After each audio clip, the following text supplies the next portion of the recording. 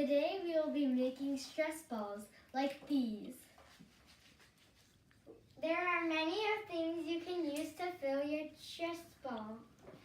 We're going to be using Orbeez, water, hand gel, funnels, and balloons. If you don't have a funnel, you can cut off the bottom of the water bottle and use the top half as a funnel.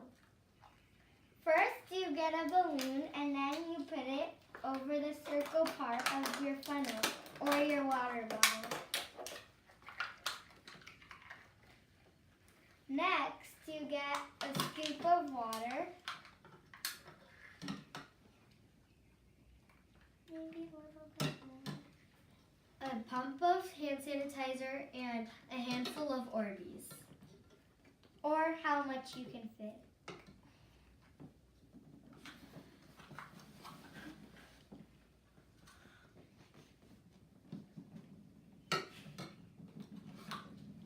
Balloon off the funnel and then tie it. And draw on them too.